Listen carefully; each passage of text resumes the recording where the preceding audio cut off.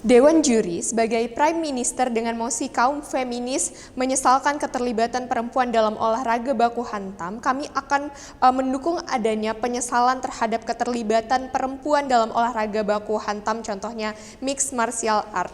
Dewan Juri, saya akan memulai dengan beberapa karakterisasi. Yang pertama adalah karakterisasi feminisme dan yang kedua adalah karakterisasi olahraga baku hantam yang dimaksud dalam mosi. Yang pertama, dalam karakterisasi feminisme, feminisme adalah gerakan yang tujuan utamanya mewujudkan kesetaraan gender, kemudian adanya akses perempuan terhadap pilihan dalam bidang apapun, dan yang ketiga, gerakan yang bertujuan jangka panjang di mana pada akhirnya perempuan akan diterima dalam society apapun pilihan yang ia pilih. Kemudian masuk pada poin kedua, yakni olahraga baku hantam adalah olahraga yang melibatkan pertarungan fisik sehingga akan terjadi kontak-kontak fisik di antaranya seperti adanya pukulan, tendangan, dan lain-lain, di mana di dalam olahraga baku hantam yang contohnya adalah mixed martial art akan terjadi gambaran atau menjadi representasi pada masyarakat di mana dalam masyarakat pada status quo terdapat dominasi-dominasi yang dilakukan oleh laki-laki daripada perempuan.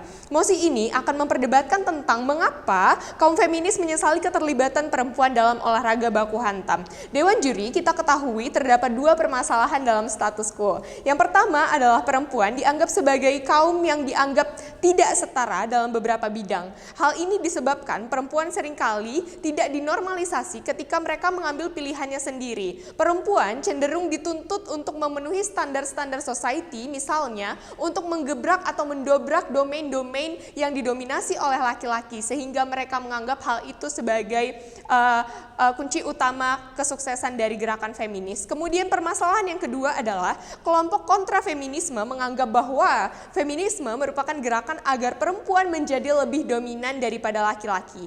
Hal ini disebabkan tidak adanya cara-cara yang lebih tepat yang dilakukan oleh kaum feminis yang lebih dapat diterima oleh society yang ditawarkan oleh kelompok feminis tersebut.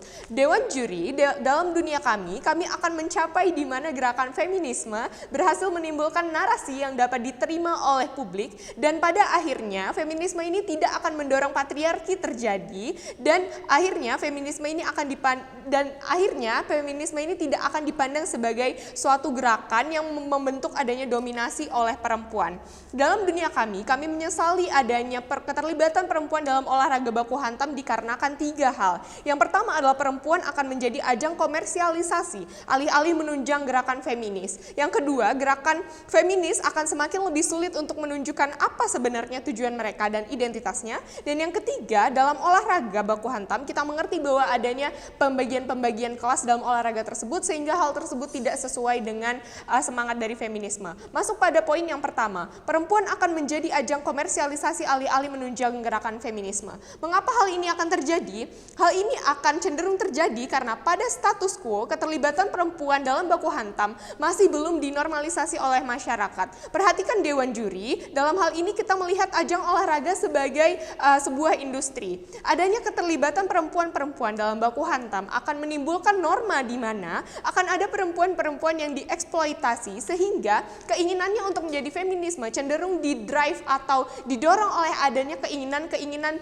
kelompok atau standar patriarki yang ditetapkan oleh society. Bahkan jika perempuan tersebut mengikuti olahraga baku hantam karena alasan atau dorongan internalnya sendiri, hal itu tetap tidak akan baik karena dalam olahraga tersebut sebenarnya tidak menjunjung tinggi semangat feminisme itu sendiri, dan akan saya elaborasikan dengan argumentasi selanjutnya.